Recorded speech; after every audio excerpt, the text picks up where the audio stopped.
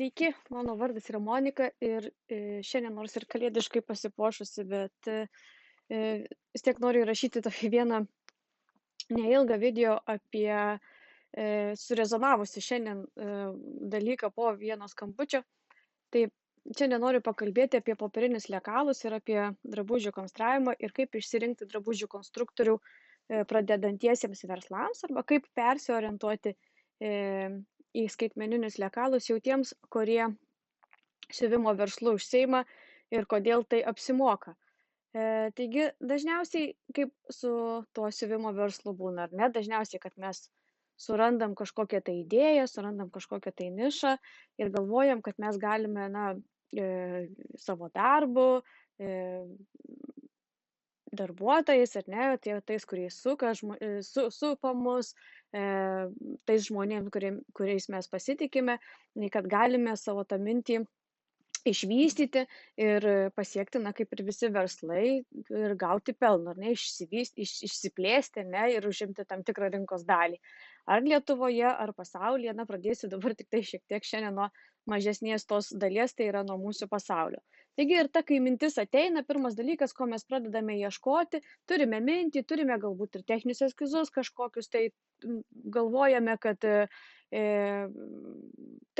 turime tai, ko mums reikia. Ir pirmiausia, ką jūs pradedate tikėtina ieškoti, tai yra medžiagų ir kas jums gali tas jūsų idėjas įgyvendinti. Jeigu jūs, žinoma, neturite patirties drabužių konstravimo ir technologijų, tai bus jums tokį verslą siuvimui sudėtinga išvystyti, tai jūs tikėtina pirmiausiai ieškotis drabužių konstruktoriaus. Konstruktoriaus jūs dažniausiai ieškotis kažkokia galbūt siuvimo grupėje arba einate į paslaugas LT, prašote užklausą su savo idėja ir dažniausiai norite sužinoti kainą, kiek jums tas jūsų projektas eigoje gali kainuoti, ar ne, tai yra kiek gali kainuoti jūsų pradinių modelių konstrukcijos, kiek gali kainuoti jūsų modelių išdirbimai, tai yra pasiuvimai su korekcijomis ir paleidimai gamybai. Tai pačioje pradžioje dažnai jums sakys, kad tikrai atsiras labai daug norinčių ir galinčių jums sukonstruoti lekalus popieriuje. Tai apie tai aš ir noriu pakalbėti, kad kokia iš tikrųjų yra verslo pradžioje kaina, kai mes imame ir pasitikime žmogumi, kuris mums gali padaryti popierinius lekalus. Ne apie žmogų dabar aš noriu kalbėti, bet tiesiog apie patį faktą, kad mes drabužių modelius gaminame popieriniuose lekaluose. Pačioje pradžioje visada jums atrodys ir visada jūs stebins, kad popieriniai lekalai yra pigesni ir tai yra normalu. Nes popierius visą laiką laimi prieš skaitmeninį lekalą. Kodėl? Todėl, kad popierinį lekalą dažnai gali padaryti kiekviena namuose siuvanti siuvėja, konstruktorė prasiuvanti pirminius pavyzdžius, ar ne? Nes turi vis tiek kažkokias tai tam tikras savo drabužių bazės iš išlikusių klientų, arba gali pritaikyti ir sukonstruoti kažką tai naujo. Viskas su tuo yra gerai. Tačiau, kai jūs paprašote tų pradinių lekalų išdauginimo dydžiais, jau susidurite su pirmąja kliūtimi, todėl kad siuvėjų arba konstruktorių, dirbančių su popierium, gretos mažėja, kurios gali išdauginti tuos lekalus dydžiais. Nesupykit, kas žiūrit video, tikrai aš asmeniškai nieko neturiu prieš, tiesiog atkartoju tai, ką girdžiu iš savo klientų, iš skambučių konsultuodama verslus.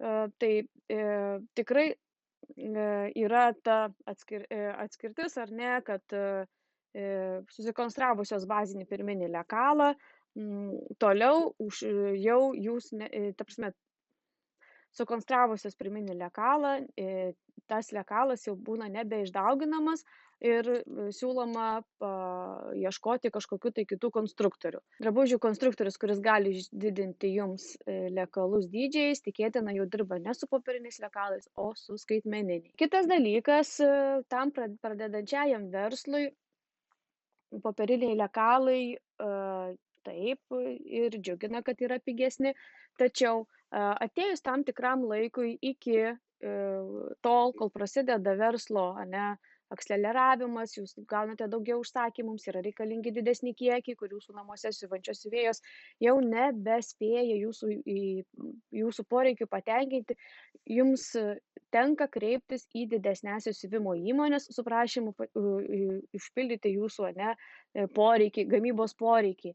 Ir tokiu atveju tol, kol jūs siuvate namuose arba prašote siuvėjos, kad jums pasiūtų, jūsų popieriniai lekalai tą funkciją puikiai atlieka, bet kai jūs ateinate į gamybą įmonėse, jums iš karto jūsų yra prašoma skaitmeninių lekalų. Tai yra išdėliotų tam tikrų išklotinių, nes kainą galite taupyti tik tuo met, kai galite vienu kartu sukirpti daugiau vienetų drabužių ir kuo daugiau turite vienos spalvos užsakymų. Tai yra per klojinį ir per kiekį, per dydį. Taigi, iš karto, ką jūs tuomet gaunate, kad jums tuos išdirbtus lekalus, kuriuos jūs visą laiką dirbote, ar ne, jums jau reikia skaitmenizuoti. Tai reiškia, kad jūs mokėsite vėl papildomai pinigus tiek už detalių suvedimą į programą, tiek ir iš jų išdauginimą kitais dydžiais. Kodėl gamyba įmonėse neįmas popierinių lekalų? Todėl, kad skaitmeniniai lekalai yra tikslesni, juos padaryti, pritaikyti pagal medžiagos plotį yra žymiai greičiau, nes sudėlioti tuos popierinius lekalus ant išklotinių, ant medžiagų klojinių užtrunka žymiai daugiau laiko. Taigi, dar vienas dalykas tai yra masinė gamyba. Ir kai jums ateina tas augimo procesas ir jums automatiškai augant atsiranda žymiai daugiau reikalingų finansinių išlaidų ir finansinių srautų reguliavimo, nes didesnė gamyba reikalaus jūsų didesnio įnašo į priekį, ar ne, sandėliavimui, gaminių užsisiuvimui ir taip toliau, medžiagų užpirkimui, jums dar papildomai, turint popierinius lekalus, reikės mokėti už skaitmeninių lekalų padarymą. Tai turėkite mintyje, kad tai yra dar vienas niuansas jūsų augančiam verslui. Ir popierinis lekalas, jisai nusidėvi, jūs galite turėti tik tai tam tikrą jų kiekį, nes jie užima ir begalę daug vietos.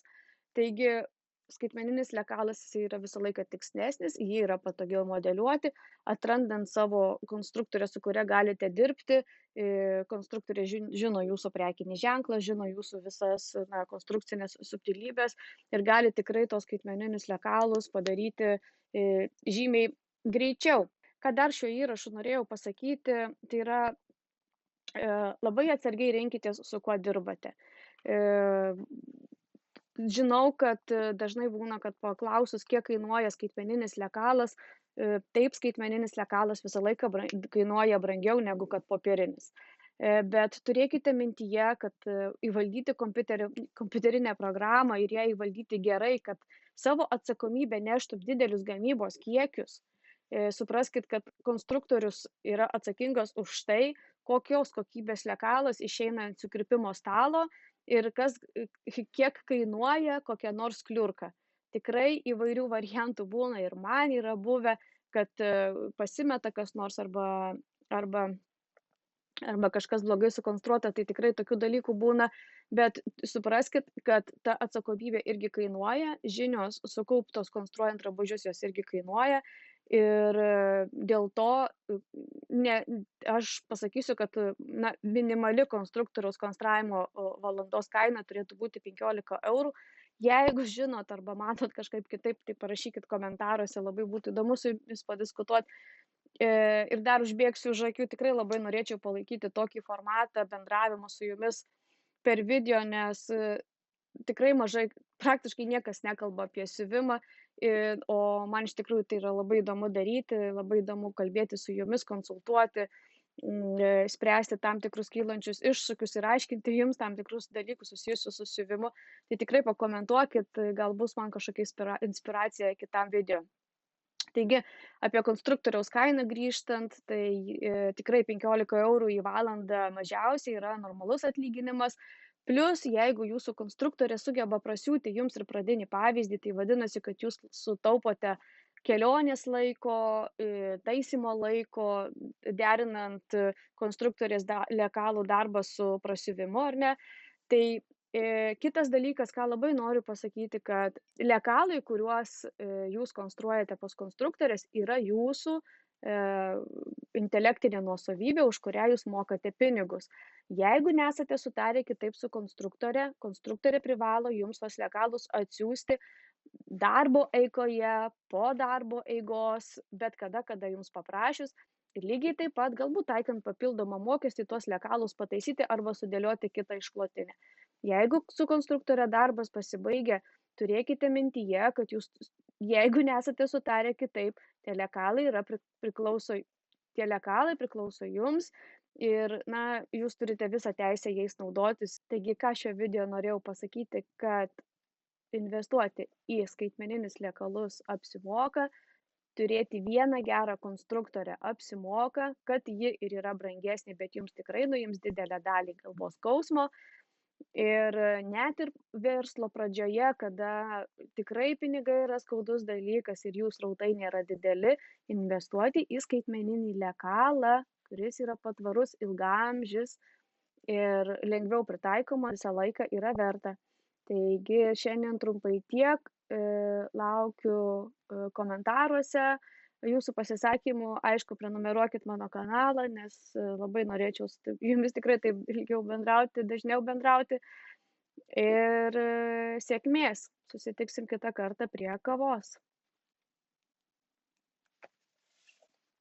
Jo, pirštas įkirptas. Labai gerai čia matosi.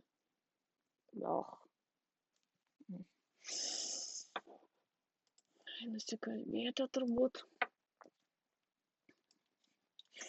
Paliksiu blūperiams visiems, kad pasižiūrėtumėt. Jeigu galvojat, kad labai lengva įrašyti kažkokį video, tai žinokit tikrai, kad nėra lengva. Baisu tiesiog.